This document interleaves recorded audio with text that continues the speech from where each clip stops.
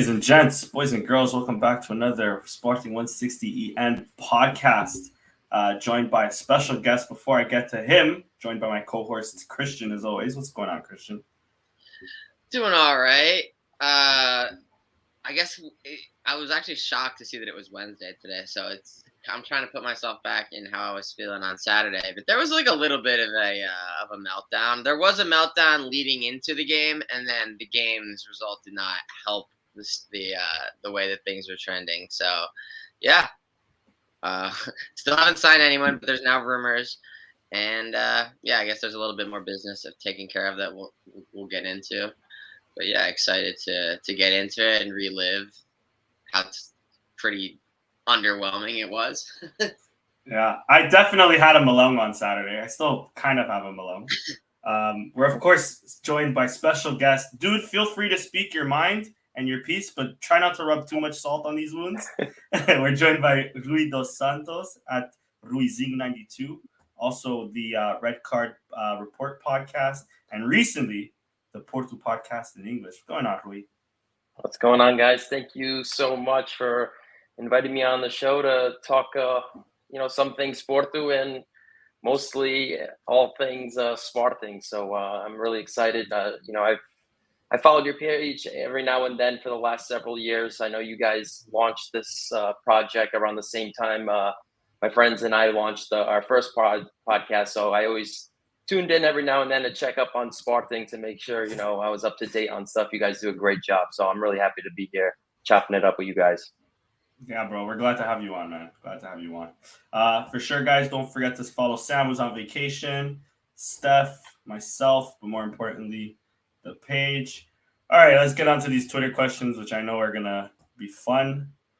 Because, Sporting, of course, took a 3-0 beating. There's a good amount of them. Yeah, we do. All right, so from Matt Paiva at M Paiva7, Casa de Paiva, what's your biggest pet peeve with Amorim? I know everyone has something. Mine is the fact he refuses to try a three-man midfield. With what we have now, and but against the injury, it looks even more likely he'll try it. Super stubborn on his formation. I guess I'll give that one to you, Chris. Amorim pet peeve. I don't know if it's him because he's definitely the striker thing, and I don't know how much of it is him because we did have another striker, but as we know today, he took a jet to France. So there briefly was two strikers, but for the most part, there's really only ever been one. So yeah, that's definitely pissed me off. But as we'll talk about in the game, the Dragao, Edwards, Pot front three will work against certain opposition, but against other opposition that's the higher level, it's not going to be that reliable. Yeah. Facts. I think it's too easy to pick on Amorim now, to be fair. All right, next question from Creator. They ask predictions for Champions League group trial tomorrow. Rui, I'll give this one to you. Either or, Porto, Sporting, Benfica. Let me actually pull up. Pot one life, bro. I'm jealous of your pot one life. Yeah, I know, for real. Yeah, it's definitely an advantage. Oh, but this only shows who we can possibly face, right? Well, Porto, you're here. Benfica's somewhere with us, right, in pot 3? Yes, or 4. Yeah, they must be 3 then, yeah. Yeah, you know what? Let me actually just Google it. If you go to Sporting's account, they tweeted out the full 4 pots, I think. But that should be relatively easy to pull up. Yeah. But I will say that when everyone is making a draw for Sporting, it's always Eintracht, and then it's either Sevilla or Juventus from. But that's not sure. Let's see. Does that not include pot 3 also? Yeah. Here, I'll do it quickly. UCL pots 2022. How is Eintracht this season? Does anyone know? Everyone's kind of. I mean, they won Europa League, right? Not getting much respect on Twitter. I'll say that, but yeah, I mean, we're gonna end up with a very difficult group. Two Bourgogne most likely, and I feel like we're gonna be in a position where third place is a very chill if we have 2 very good teams in our group. Okay, I think this is it. Don't quote me for being historically accurate here. I should have had this prepared. I didn't even look at the questions. We sort of rushed this shit just now, anyways. All right, boom. That should be nope. That's wrong. We're not. Oh yeah, we are part 3. Okay. Yeah. Boom. So Frankfurt, Madrid, City, AC, PSG, Porto, Bayern, and Ajax, Liverpool, Chelsea, Barca, Juve, Atletico, Sevilla, Leipzig, Tottenham. You can even argue pot 2 is tougher than pot 1. And then pot 3 for you, Rui, Dortmund, Salzburg, Shakhtar, Inter, Napoli, Benfica. Well, Benfica Sporting you can't get. Leverkusen might get Hudson Odoi. Fun fact. And then pot 4, Rangers, Zagreb, Red Star, Marseille, Olympiacos, Copenhagen, Club Brugge, and Celtic. So yeah, Rui, what are your thoughts? What's your wishes for Porto? I guess I'm hoping we're gonna get. I'm hoping we're gonna get a lot better luck this year than we did last year, being in the group of death. Luckily, we were able to finish at least in third and continue in Europe. But I mean, these things are just so hard to predict. Who I would like, I mean, I would take the easiest pot as possible, the selections possible. So I'd probably go with Juventus. I'd like to take Juventus, Salzburg, and then maybe Copenhagen. That's who I would like. But predictions wise, it's so hard to choose from. Obviously, the Portuguese teams can't be chosen because can't play against the teams in the same group from the same league. But yeah, I mean that's who I would like because I would love to get into the Champions League knockout stage. We all know, nowadays it's so important to get into the Champions League in the first place. And if you can actually just stretch, teams like Benfica, Sporting, and Porto can just stretch it out into the round of 16 or even the quarterfinals, it's a great season. So luckily for us three, we have our club in the Champions League. It's all a matter about getting into the knockout stage. So hopefully we have better luck this year. And I will say this just real quick. Looking at pot 4, there are 0 fun and away trips in that group, except for maybe Bruges. But all of the other ones are infernos that you would be entering. Yeah. Not ideal. Yeah, literally all of them. All of them. Fun fact, no Russian club too, eh? I just realized that too. True. No Russian club. It really only Zenit probably. That's what I was like, where's Zenit on here anyways? But yeah. All right, next question comes in from our boy Nuno Gabriel at Cati Valence. Based on Adan's performance in the classic game, reference to the Sporting English account, do you think it's time we give Israel a game or two and see how he does? Whoa. Damn. That's crazy. I've been hating on Adan. I think that's a little too much of a stretch. Oh, let me share with Twitter again. But yeah, Chris, take it away, dude. Not yet. But yeah, I mean it's not been great. It's really not been great since mid last season, I feel like. Yeah. But I'm also not sold on Israel really either, so just hasn't proven himself. But he hasn't really had full opportunity. Obviously, he's only played preseason, right? So he hasn't had a chance. But I also am not sold. But who knows what could happen? He might be playing by the end of the season. Yeah, Rui, as somebody who had a big keeper performance over the weekend, what are your thoughts on Adan? Do you think Sporting should be looking at alternative options, or you still think we should place faith on Adan? Yeah, man, he had a real. Sorry, Gary. He had a real rough game. It was, the first goal. It was pretty bad goalkeeping. There was other ways that he could have went about it, and mistakes happen. And Porto were lucky that even Nilsson was at the right place at the right time as well.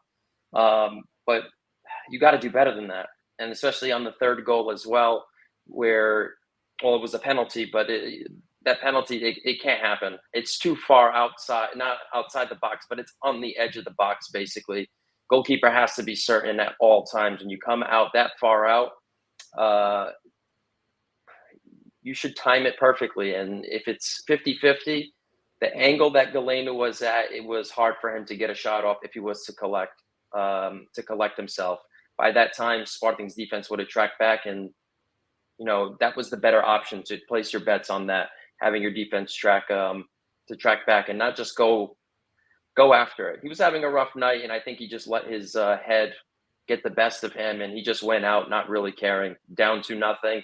But it's a mistake that you can't really afford to make, already having a bad game, and then you go out and basically make a risking challenge like that, and it doesn't go in your favor. It just makes matters worse. Yeah. Doesn't look great on the fourth goal either. The one that's disallowed, that shouldn't have been. But yeah, that's not great either. Yeah. Compared to our rivals, how do our transfers stack up? So that's from David Oliveira. Early times. I'll ask the second one to Hui, but the first one. So compared to our rivals, how do our transfers stack up? So that's, like you mentioned, Chris, the fourth goal from Veron, who came from Palmeiras. Any other goals from let me think here, from transfers? Hui, Uribe, Evanilson, no. Pepe, but that was like January-ish. No. Yeah, not a lot of changes in Portugal's side. But anyways, Chris, Sporting and Benfica have spent about the same. I think it was like a shade under 40. Maybe Benfica was a bit over 40, and Sporting was like at 38 or something like that. That's crazy. You spent 38 on who? But also Benfica is about to go up because they just dropped like 15 on this new guy from Feyenoord, right? So I would say Benfica's obviously they've probably reinforced themselves the best. Yeah. How does it stack up with them? How do you think? To both of them, really, because even Portugal, I mean, they lost Vitinha and Fabio Vieira, who were crucial to them last season, and I don't think they look as bad as we do. No. Sad as it is to say. It's also St. Just hasn't played at all. So, exactly. Or barely played. So that's like 1/3 of that money is on him, right? So, and the other third of it is Trincão, who's been up and down, right? A mixed bag so far. Yeah, we've lost a critical midfielder. Maybe we're going to be replacing him, but obviously to be determined. A, if that happens, and B, how much of Mateus shoes he'll be able to fill. No guarantees. Losing him before the Clásico was just absolutely rough. It's either at that point there was bickering. Ruben Amorim is bickering indirectly at the administration through the press. Yeah, the whole week leading up to the Clásico was a mess. Yeah, honestly, from like a neutral perspective, I honestly feel bad for you guys because he was arguably your best midfielder last year alongside João Palhinha, who was fantastic. He leaves, and you're kind of expecting it, but why couldn't they wait like one more week after the Clásico and then just recoup, reorganize, go into an easier opponent? It's either that or you guys should have just got rid of him before the season started. Work with the tools that you have. Been there for 2 weeks. It's the same offer. That's just unacceptable, man. And it just left Ruben Amorim dry, left out with no real options. I mean, I like Ugarte. I think he's going to be a fantastic player, young, but doesn't have that much experience. Yeah. Only 21 years old. But has even less experience. You go into a game against Porto when last season and even your championship season, obviously your counterattack was dynamite, which plays a huge part into a lot of your success. But your midfield was sensational throughout that period, the last 2 seasons, at least in my opinion. So already losing João Palhinha, and then you lose Mateus Nunes, which I think probably could have made a bit of a difference in this game 100%. Instead of having Morita and Ugarte. Maybe if Mateus Nunes was in that position where Morita was, he would have scored. Sporting's midfield just looked absolutely clueless. There was just no connection. There was no fluidity. And Porto just let Sporting grab onto possession. And there was really nothing that the midfield was really nothing was clicking on that side. The fullbacks, the wingers were trying to get things going, but nothing from the midfield. They were getting beat by the press. And they couldn't contain Porto. In transitions, Morita and Ugarte picked up 2 yellow cards early on because they were out of position. So it was a different game for Sporting that they had to play, in my opinion. It was a little bit out of their comfort zone and what they usually do really well. And it ended up costing them dearly. They looked very uncomfortable. Yeah, I agree. We even missed out, like, just the simple thing that Mateus brings brings the ball forward at times, you know? Right. We missed that out because Morita's not doing it. Morita, he's looking the type of player I am in the soccer field, but he gets the ball and he's looking for a pass sort of thing, right? Right. Whereas Mateus Nunes, he'll drive at you. And like you said, if Mateus Nunes is at the same spot Morita does, how do you know he doesn't hit the post? Mateus Nunes has been like probably our clutch player ever since our championship season, you know? So yeah, and it's not even just like being in that position. I think just his impact alone, the quality that he offers onto the pitch, players like that, he's, outside of Vitinha, he was probably the best midfielder in Portugal last year, in my opinion. Yeah.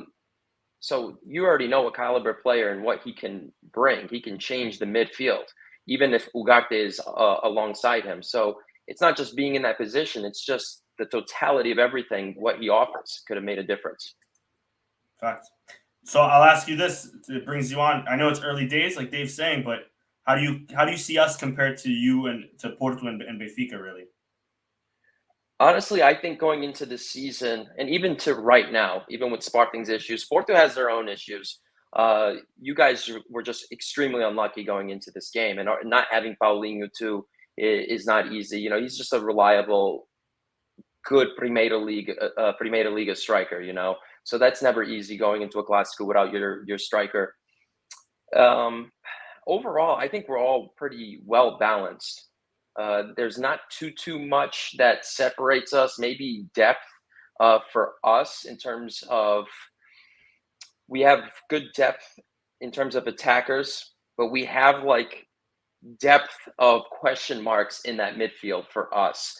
And when we saw how we played last year, our midfield was our driving force. Fabio Vieira came onto the scene, played great in the second half of the season. And Vitinha was sensational when he started. So right now we have to find out if we can get to that sort of level and play a much more positive style of play where we're possession based and we can create and control the tempo from the middle, and our wingers and our attackers can feed off of that.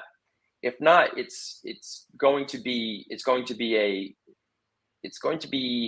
a huge challenge. And Sporting have their issues as well. But I feel like with time, because there's a lot of young players, a lot of new signings, and now you guys have a little bit more of an easier schedule because you got Braga and Porto already out of the way.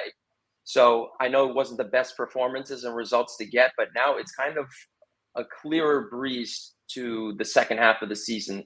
So that's an advantage for you guys. We still have to play Benfica and Braga.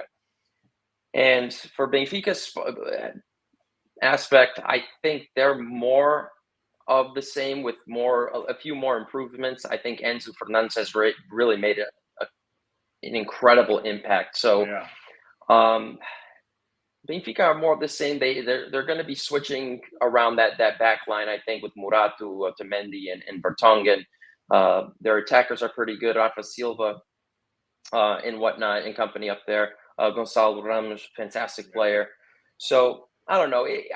I know there's a separation in points right now, but there's a lot of football to be played. There's, like I said, Sporting have a little bit of an easier schedule now, so maybe they'll catch a break. And who knows? It's never guaranteed playing against Braga or Benfica that you're going to get 3 points. And even a draw against one of them, it's highly likely.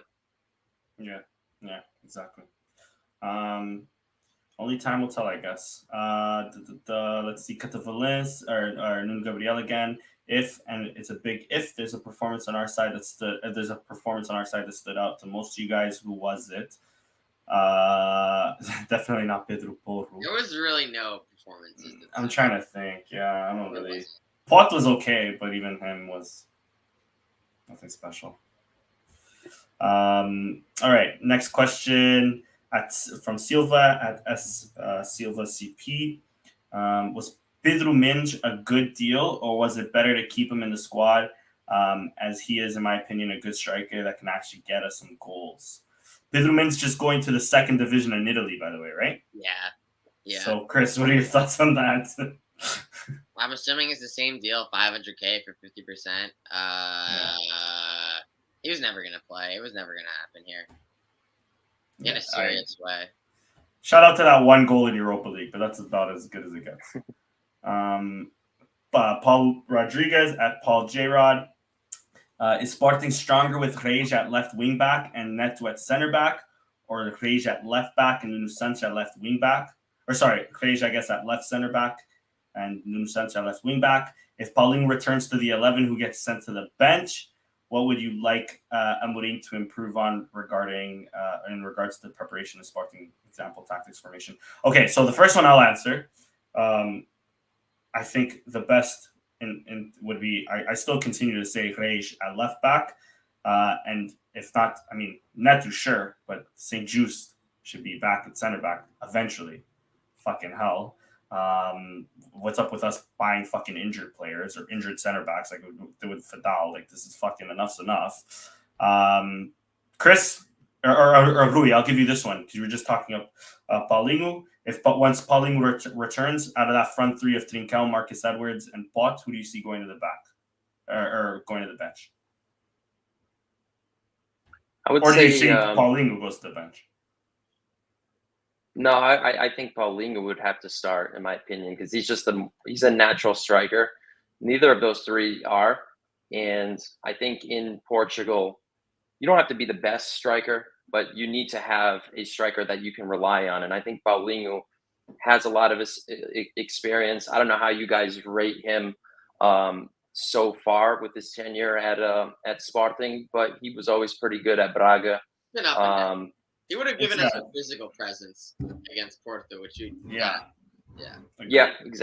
exactly. And he's a great Primeira Liga striker. So you need to have him on the pitch because none of the other guys, those guys are dynamic technical players. They're not pure poachers.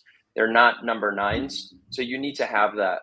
And one of those guys are more than capable of being a reliable super sub like Galeno has been this season for us, like Fabio Vieira was for a good portion of last season, coming off the bench and giving a good performance with the opposition having tired legs. So I think that is good. I think that's good versatility to have different options, different attacking options that can help you against anyone, really. If you're in need of a goal, it's always great to have a super sub like that, because I think all three of those players are really good attacking wise.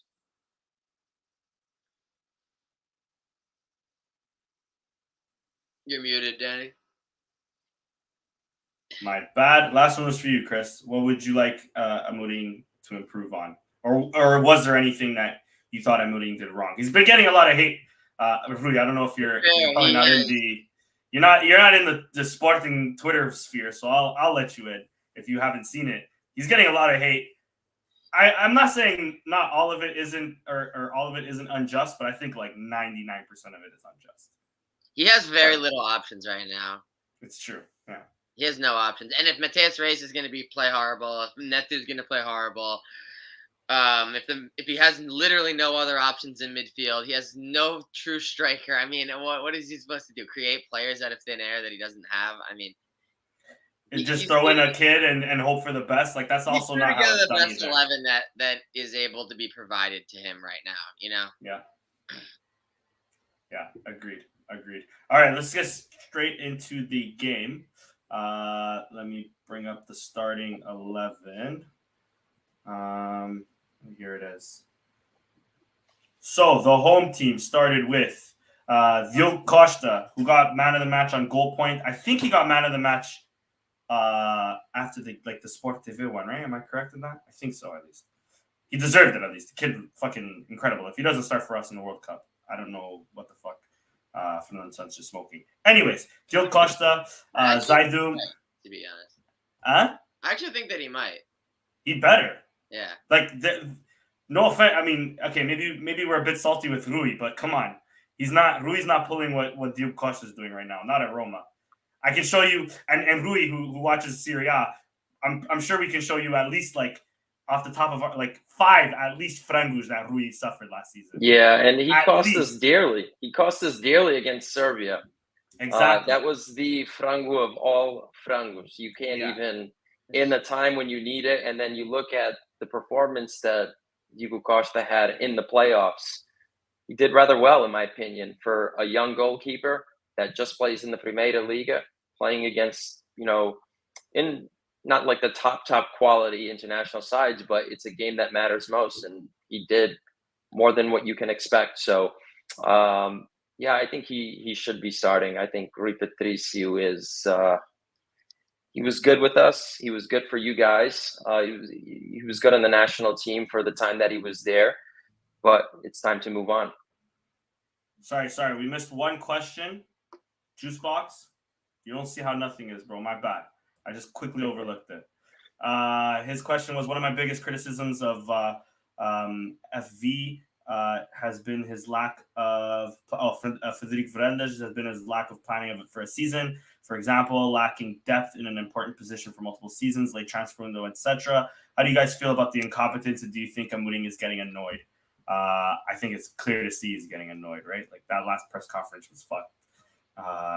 He fully took out, at first he was very respectful to Varandas.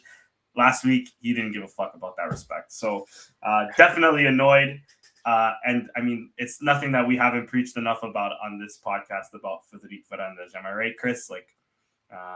No need to get too into that. Shout out to you, Juicebox. We love you here. All right, now back to the 11, like I was trying to show now.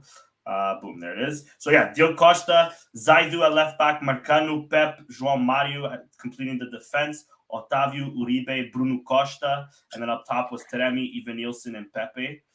Sporting's was a Dan in net, 3.7 from goal point. God damn. Yeah, bro. Porto a 2.9, even though he had a classy save. Biased.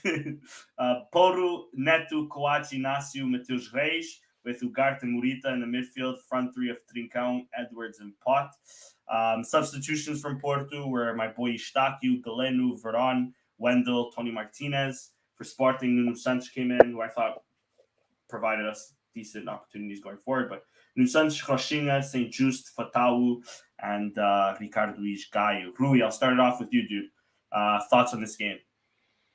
Again, remember, salt in the wounds, not too much. I'm kidding. No, honestly, I think Sérgio Conceição played his cards right in this game. As great of a performance Diogo Costa had. If it were possible, I would give the man of the match to Sérgio Conceição, because absolutely everything that he went into this game planning, strategy, approach, tactics, everything, it's what he wanted. It wasn't supposed to be pretty football that we were supposed to play. It was to give Sporting the chance to work with their midfielders, the midfielders that they don't have from last year or from the championship season, and have them do the work. And they couldn't do it. And Porto took advantage of that. I thought Bruno Costa in this game reminded me a bit of Adrien Silva coming in the Euro 2016 against Croatia, where he was just deployed to just run around the pitch and frustrate the midfield as much as possible. And he got the job done in that game. And I think for the 60 or 70 some odd minutes that Bruno Costa played, he was great. You couldn't ask more from him. He's not the flashiest player. He's not an everyday starter. He's none of those things, but he's a key role player that understands the game, understands the league, and got the job done. So overall, I think, with the help of Diogo Costa making incredible saves, keeping the momentum on our side is so crucial going into halftime, because had any of those shots went in, the momentum would have swung. And going into halftime with momentum, it would have been on Sporting's side. And who knows how the first 15 minutes of that second half would have been and played out. So big time performance from Diogo Costa, big saves. It's something that if this season goes down to the wire and we do end up winning, we're going to look back at those saves, because it could have went the other way this game easily, even with Sporting missing key players. So overall, masterclass from Sérgio Conceição, masterclass from Diogo Costa, and Bruno Costa did a fantastic job coming in. I agree. I was even low-key, I was talking shit because, as a Canadian, I want to see – listen, I want Porto to lose every game, but I want to see Eustáquio play, you know what I mean? And he's been riding the bench for a while. And I was talking shit, but Bruno Costa, he does a job, you know what I mean? And he started for you guys last season. If Vitinha didn't have that, didn't flourish as a player as much as he did, I thought think Bruno Costa would have a lot more minutes under his belt than he did last season. Chris, anyways, take it away. Let's both try not to be too depressed about this game. No, I mean, I just think that we got overmatched in the end. Like we didn't have a target player up front. Like, I don't know. Obviously, like Porto had the crowd behind them and those, factors that are going to come with being the home side. Sporting was okay for the first 10 minutes or so. Yep. First 10 minutes were decent. And then there were obviously sporadic moments, sporadic plays. We did create a couple chances. We had one or two good chances in the first half. Maybe if we take the lead, it's different. But I still think it would have been tough for us to, park the bus, and hold out with the 1-goal lead if we scored in the 30th minute. But yeah. I think that, I saw there's some cope on the Sporting side, Diogo Costa is man of the match, so it goes to show we didn't get spanked that bad. It's no, we definitely got spanked pretty bad. Yeah. We were surviving for most of that first half after, like you said, after that 10, 15-minute spell. We were surviving after that. Sorry, go ahead, Chris. Yeah, no, I mean, I think that there's really not too many performances that were noteworthy. I think Morita looked really, I think that, one of the top, concerns that you would have had, or one of the top critiques of the Morita signing was yeah, he's a good player, maybe a good, decent reserve option, a starter for some of the other games against the smaller clubs. But it's is he really ready for the big time for real? And I think this game kind of proved that he's not quite there yet. He showed flashes, played well in other games, but I don't think he's ready to be a full-time starter at Sporting at this point. Ugarte, I think he's kind of had a tough start to the season as well. Not been easy. He has massive shoes to fill. He obviously had to be the leader of that midfield, so it's asking a lot. But yeah, haven't really been. Ugarte he hasn't been as good as he was last season. Remember last season, there were points at last season where oh, we don't even care if Pellegrini leaves. Ugarte's he's better than Pellegrini. It's I think that may have been jumping the gun a little bit. Low key, Pellegrini going for 20 million and us not really making a fuss about it was because we rated Ugarte really high. And I still rate him too, to be fair. But yeah, agreed. I don't think he played that bad. He's a CDM. He doesn't give us what Matheus Nunes gives us. He needs that more mobile midfielder beside him. Well, I feel he even showed better passing, better offensive flashes last year than he's shown so far this year. That, and I mean, I guess as far as Kazu's, nice dive by it. Who was it? Was it Pot? Complete dive, no contact. It might have been Pot. I can't remember. Was it in the box? It was in the box. Yes. I can't remember. I can't remember either. It was a complete dive. If anything, if on the goal where Ivan Nilsson scores, I think that there's maybe a reasonable shout for a PK if it hits Taremi and then goes somewhere else, because it then gets there late and does not get the ball, and then it fortunately bounces to Ivan Nilsson, so it didn't matter. But I feel the VAR could have issued a PK on that. And then on the fourth goal, I'm not really sure. I don't really see the foul. It's a hard tackle. It's a hard tackle for sure, but it wins the ball. I don't really see him even catch the man at all, really. And yeah, if this is 4-0, that's a real drubbing. So I guess we kind of saved some face there, but 3-0 still pretty good. Pretty good result. But yeah, 4-0. Yikes. Yeah, the ref definitely felt bad. I mean, even after he gave Porto a red, he fucking gave him a little hug, I'm sorry to have to do this to you, sort of thing, right? That was. I guess we could talk about that decision to do that. Yeah. Because I guess I think if the game is tied, it's maybe worth doing it. Sporting was already down a goal. He's now going to be suspended for future games. We have literally no depth at center back. We have Ricardo Gaio. Ricardo was Gaio, yeah. So Yeah, that's never pretty mind. much We have he's no just depth. Gaio starting at right back. Yeah. So I don't think it was worth doing that, to be honest. And it's not like we were like we were down 1-0 and we were banging on the door like pressing. It was all us. Like no, it's not like we were like felt like we were about to tie the game. Felt like Porto was much closer to the 2-0 than we were with the 1-1. So yeah, I really think it was a poor decision. Yeah. I mean, but I think it had to be done. Well, you're talking about the Poru like going Slapping in with the the. ball. Yeah. Oh, it had to be done though. I think. I Like regardless, think it we has to just be let done. it go I in. you let that in. Yeah, that's fair. But who knows? What if he has a Luis Suarez moment? They missed the I pen. still think we lose the game handily. I agree. Listen, I agree. But you got to still do that regardless. Like your last man back.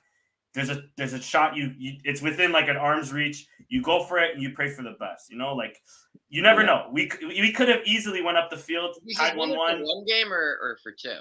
It might be for 2 because it was a straight Yeah, red. I Right? think it might be 2. Which Yeah. is like that's Yeah, I don't think it's worth it at all to do that, and given the situation that Sporting was in, and the chances of saving or the opposition missing the penalty, it's not likely. I mean, obviously it does happen, but I agree with Christian here. I think it's just at that point you're just better off going down 2-0 and just throw the kitchen sink with 11 men. Just get everyone forward. See if you can spark some sort of attack of some sort and get some goals, because Sporting on their day, even without Paulinho, you guys do have the quality to get something going. I know it's hard to do that against a team like Porto, especially the way that they were playing in this game, but I think the chances are better because the season is a marathon and you have to look ahead, and that's the key point that in my opinion that Christian made is you're gonna miss out on him, for at least one game, maybe 2, because it was a direct red card. The only positive that I think that comes from all this is to show Adan what a real save is, and I'm not gonna lie, that was some good technique right there. That was fucking incredible. That was incredible. Yeah. I'll agree to disagree. I still think it has to be done regardless. But I see your guys' point. You're right, because if we lose next game because each guy fucks us up, then definitely I'll be saying the same thing. Let me think. Kazush. I'll bring it up to both of you, but Rui, I'll start with you. The first one that was a big Kazu, especially on the Porto sphere. Mateus Reis sort of nudging the ball boy to get the ball to him faster. Thoughts on that? Do you think he could have potentially gotten a red with that? Dude, I hate this. I hate the Portuguese league too, bro.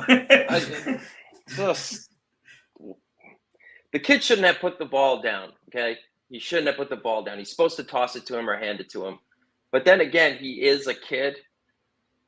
I would have done exactly what Pep did, got in his face and just said whatever it was, and that's it. I'm not going to go and cry to the referee and give this guy a red card over it. If the referee sees it and he thinks that's what it is, fine, whatever. But I'm not going to cry about it. It's a clásico. Don't toss people out of games because of this kind of stuff. I know he's a kid. It's not right. You shouldn't do that to a kid. But don't go crying to it. Just beat him on the pitch, And this whole crap between Sporting going to the referees, not to the referees, to the league, and then Porto is now going to the league crying for suspensions. Like, it's dumb. Just let it be. It's a clásico. It happens. Let it be, The suspensions from the last season were a bit ridiculous, how it became bigger than what it actually was. It's 2 big teams fighting for the championship, and it happens. It used to happen all the time in sports, and now it's like you're not allowed to do it. Like, come on, it's competition. It's competition. So, you don't do that to a kid, but then again, it's don't go crying about it afterwards. Yeah, I agree. I personally think Mateus should have been more mentally strong than to do that. I get it's annoying at the time, but Chris, anything to that? Yeah, there's not enough in it. To be fair, like if he shoves him, if he pushes him, if he actually headbutts him, if he if he assaults him in a more serious way, I would not be siding with him. But like, he just kind of like bumped into him. I don't know. It's idiotic that he even involved himself in that, but it's not bad enough that I think he should have been sent off or suspended after the fact. Yeah, and now the crying is just like so annoying from both sides. We got Marks versus Braga, just an annoying communications director battle to see who the most annoying can be.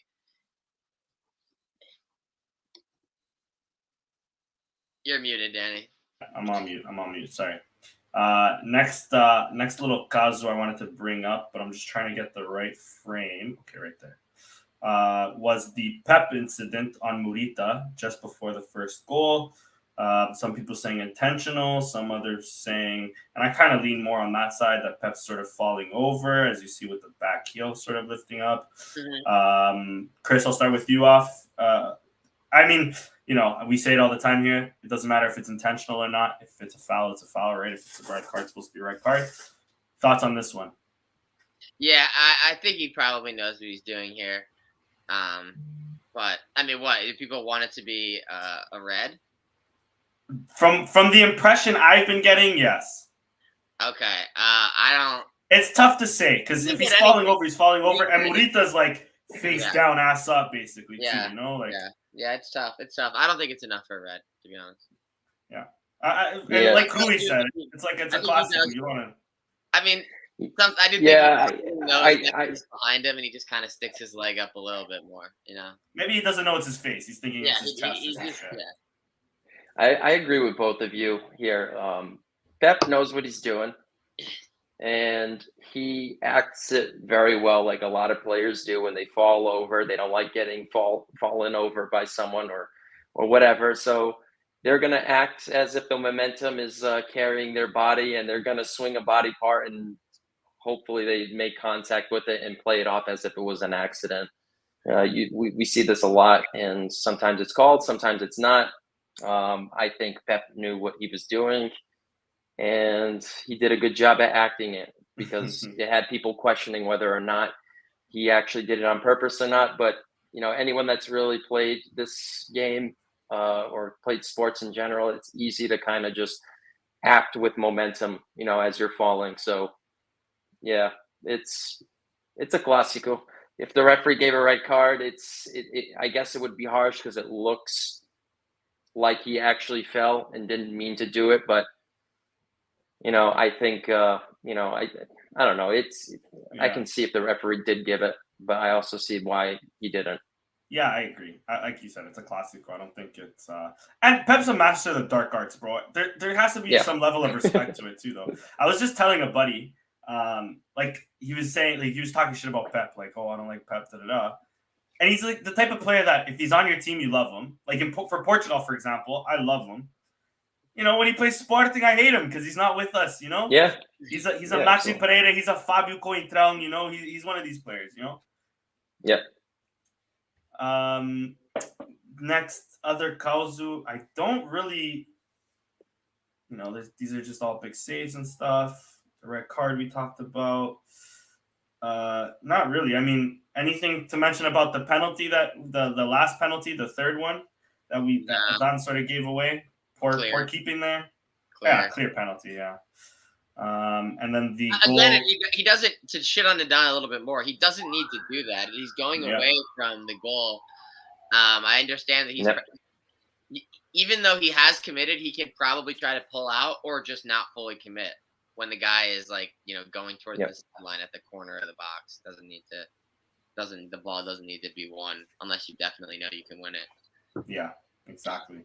I'm gonna shit on Azan a bit more. I don't want to say that a goalie that we sold last season would do better, but I think Luis Max might have done better. I think it's just Azan's height, and that's weird for me to say because I'm a fellow short king as well. But his height gives him a lot to be desired. Like even last season when he constantly got chipped. I think if we have a keeper, I don't know how tall Azan is, maybe 6 foot, 6'1". I don't know. If we have a keeper that's maybe 6'2", 6'3", 6'4", I think he gets there. Maybe with better and okay, fair enough, James. Azan is coming from a knock. That's true too, allegedly at least. Who knows? But yeah. Rui, last thing from you, because me and Chris both gave our opinions on it. The fourth, the goal that was given, that was anulado. I'm forgetting the English word right now. From your boy Gabriel Veron from Palmeiras, or formerly of Palmeiras. Thoughts on that one? Yeah, I think it was a bit rash decision from the referee. I don't know what it was. I think if the game was closer, I think he would have just let it play on and just finish and then go to VAR, and then VAR would have, just dealt with it. I think it was the wrong call. I think Veron won the ball.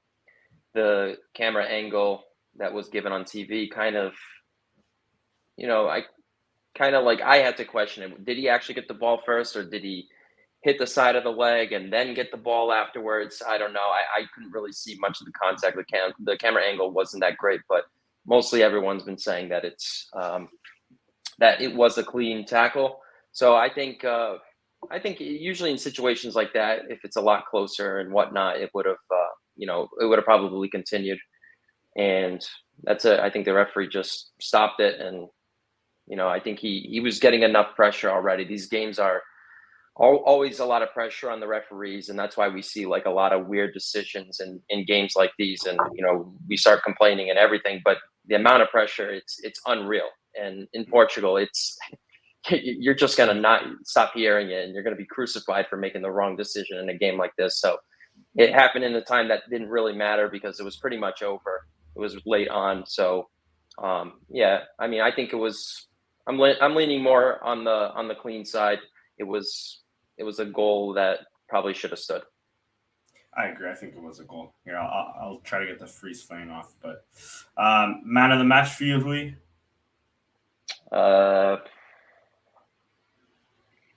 Hugo Costa has to be. I had to pick someone outside of a goalkeeper. I think would be Uribe for sure. I think the midfield really won us the game. Letting Sporting, we let Sporting control the game in possession, and that press was so vital for us to win and frustrate Sporting's midfield. So he was a huge part of it. But Hugo Costa's saves, you have to give him the man of the match. It happened in a moment that was just so important, and it would have played a huge part. Like I said, the momentum just stayed with Porto because we just scored a goal, and had Sporting cut the momentum and carried it into halftime, and Ruben Amorim doesn't have to restructure or go into the second half with a different plan. Being behind, you have to, at some point in the second half, you have to change your tactics and throw everything and get that goal to tie the game. So he wouldn't have had to do that if the game was tied into halftime. So it played a huge, huge role. So Porto were really, really fortunate that Hugo Costa made those saves. Yeah. Krish? I honestly thought that Uribe was probably the non-Diogo Costa man of the match as well. I guess if I had to give one on the Sporting side, I wouldn't. Personally, I wouldn't. Yeah, there really isn't anyone that really comes to mind, to be honest. Maybe Kawats, but not really. Yeah, Quach was decent. Even Dragao had a good game, I think. Yeah, Dragao was decent. That first, if he scored, I mean, most goalies, I think he scores that. Through the defender's legs, right after they got their first. Man, I was convinced we scored that, and that shoots us some confidence. That shoots the kids some confidence. But I'm giving mine to Diogo Costa too. Unreal. If not Diogo Costa, I even liked Ivan Nielsen a bit. I even liked Uribe, like you said, Bruno Costa, like you said. Even why am I forgetting the name? Otavio was being a little pest that fucking game too. He's always a pest against Sporting, though, to be fair. But yeah. And he's just another one of those that you hate. You want him to do well for the national team. Everyone loved him when he scored that goal in the playoff, and everyone hates him when you play against him. He's one of those pesky players, annoying. But you love to have him on your team. He's a hard worker, and he's a decent player. Yeah, agreed. We're going to go on to some quick Sporting transfer news for we. So bear with us. I'll ask some Porto ones, though. Krish, what are your thoughts on Jovan being brought back from the dead? Very, very weird, and honestly, shocked me. Yeah. we joked back in the day, like a year ago, because it was the Jovan is about to renew. Jovan vai renovar. Like, he's doing it. He's at the academy. It's going to happen tomorrow. And then, like, it would never happen. And then, like, 6 months would pass, and then it happened again. It'd be like, okay, he's about to renew. He's about to renew. He's going to do it. Nothing tomorrow. And then just wouldn't happen. And then it just fell off again. And then he fell off. So then the renewal talk has just been completely dormant for probably like a year now. And then all of a sudden, he's just renewed for 3 years. I guess that was the deal. He's like, I'm not coming back without guarantees. So they had to give him some guarantees, some more years. But really bizarre and, like, honestly, a very visible sign of, like, obvious desperation, I feel like, as well. Yeah, exactly. That's the biggest thing is, like, how desperate are we that I mean, it happened, to be fair, it happened like with Balinga, where the club was trying to force him out. To be fair, Jovan has had his moments for the club. He's had great Yeah. moments for the club, but it's just zero consistency whatsoever. Agreed. And with Balinga, we knew there was a player there. They just wanted to get rid of him. Whereas Jovan, not saying that there's not a player there, but there's a player who's injury ridden. So over and under, Chris, in 6 weeks, he's injured. Over and under. I mean, if he's like, is he going I to hope playing in any regular basis? Bro, it doesn't even need him to be playing for him to get injured. Is he going to play up top? Is he going to play on the wing? Both? Yeah. Wing I back? think up top we have enough wingers as it is. But we're looking to get Navarro, so I don't even know anymore. Maybe we're moving Plot in the midfield. Who knows? No, Navarro's not coming. Isn't he going to Valencia, they say, right? Or no? No, that's Andrea Almeida. Oh, that's right. He came from Valencia, though. That's right. You're right. Which is another just stab to the Rui. You as well, actually. We'll talk quickly about Andrea Almeida because he was almost like this close to going to Porto. Now at Valencia, 7.5 million. What are your thoughts on that? Yeah, it's I was a huge fan of his going into the season. The midfield was my biggest worry, and a lot of people thought that the depth in center back was going to be it. That never really concerned me too much because we signed up David Carmo. But yeah, Andrea Almeida was just, he had a great season last year, and he's that creative, deep lying midfielder. He's not the next Vitinha, but I think he's a guy that's capable in filling in that role and just, dictating the game in the midfield better than what we have. And I think he would pair really well with Uribe. So huge loss, and he's going to a club that is an absolute disaster. So I feel bad for him. So I don't know.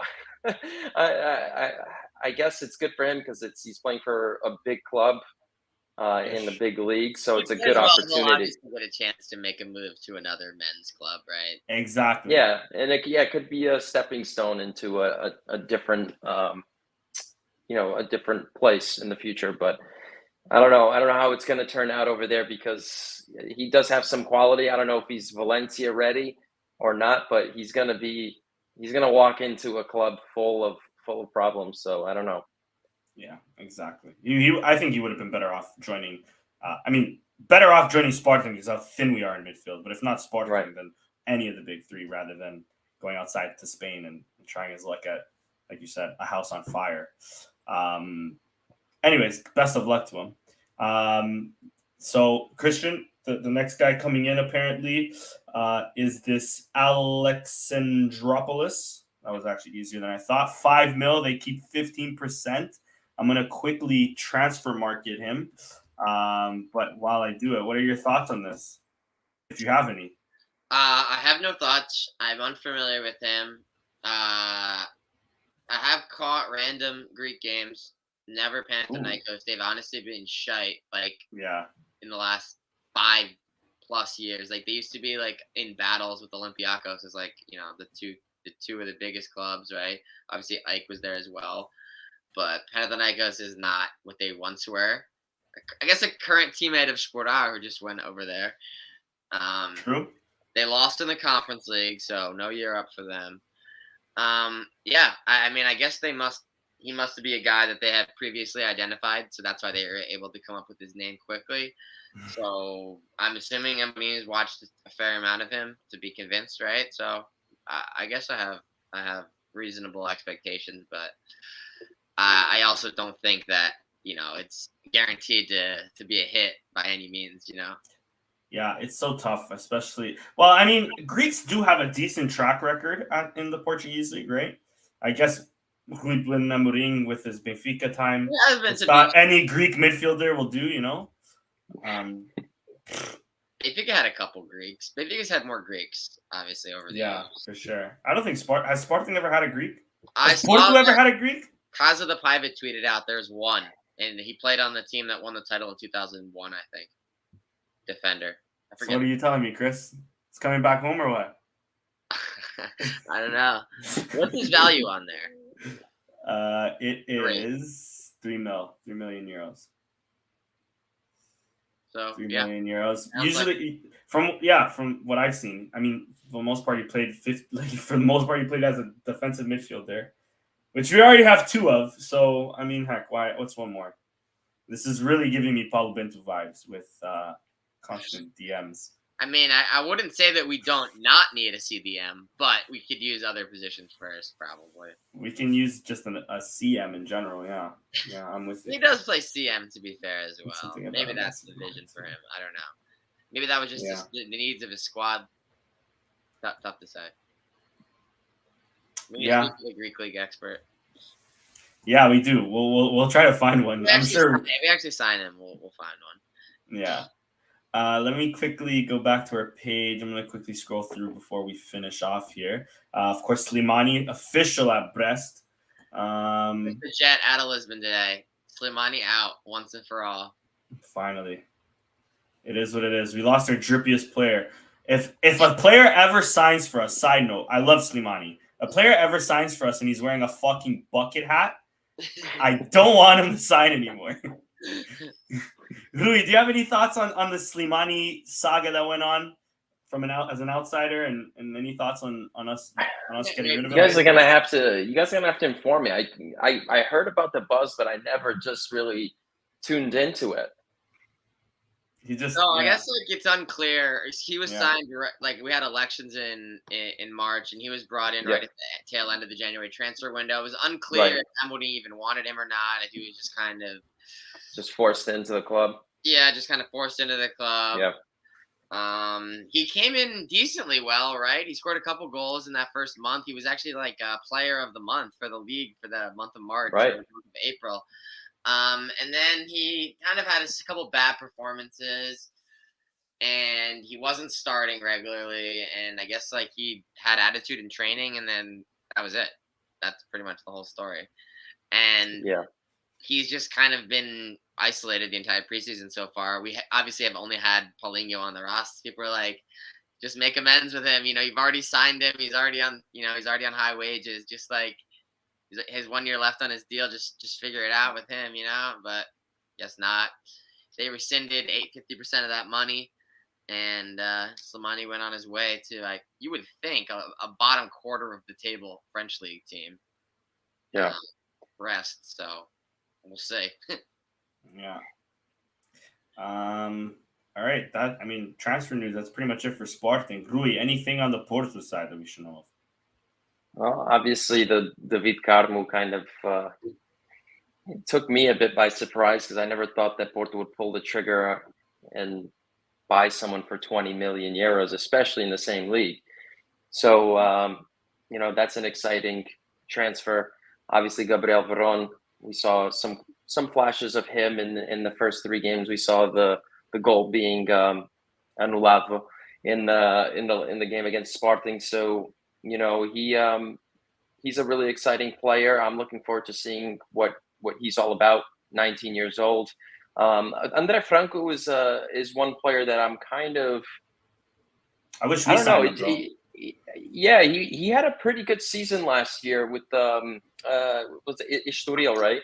Yeah. So a very good season, but I don't know if he is the problem. If he's going to resolve our problems in the midfield, because I feel like we need more of a deeper center midfielder. He's more of attacking pure number 10.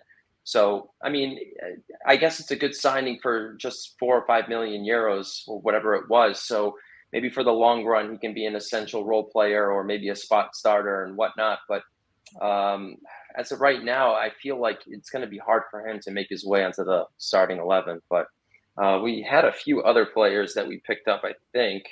I think we finalized the Grujic transfer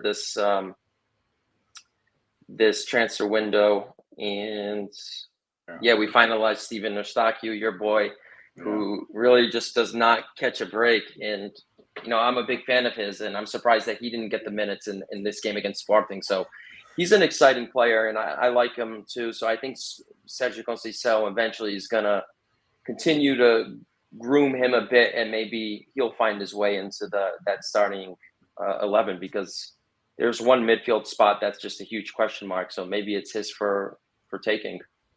Yeah. I mean, I'd hope so. I mean, I thought with Vitinha going, this would be the perfect opportunity for Eustáquio. And then you guys signed André Franco, which I don't know. Yeah. I don't know where to think of that. I mean, I like André Franco a lot too, to be fair. So you guys have a stacked midfield, man. Stacked midfield. So yeah. I mean, best of luck to you guys. Not too much luck, but best of luck nonetheless. Any positions you think still need filling, or are you satisfied with your squad going into the season right now? Fullbacks have been always a question, you know, with Zaidu and João Mario. I never really minded him because I like his attacking threat. Because, excuse me, he's naturally a winger or a right midfielder. So he's got the capabilities of getting forward, and he's getting better defensively and tracking back. But Zaidu was a position that was a player that I thought was going to be replaced in the offseason. He wasn't.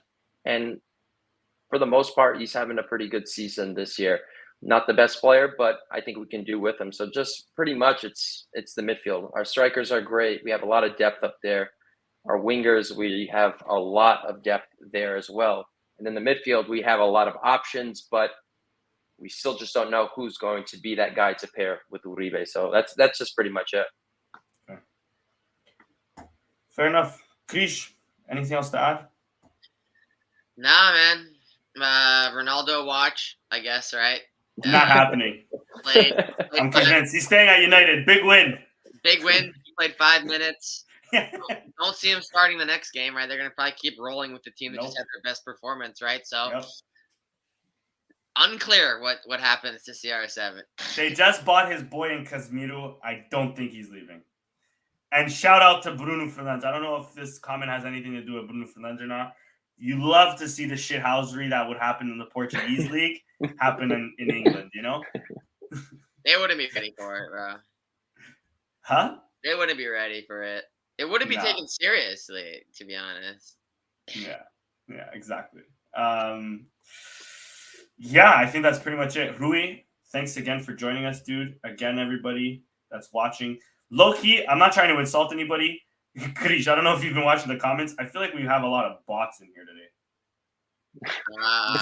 There's been a lot of maybe I'm missing something. Is this like a movement?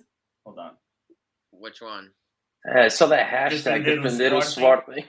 I don't know what it is. I don't know. I've never seen this before either. That's why I'm like, are we invaded by bots? These people are real. Shout out to you guys. I'll look into it.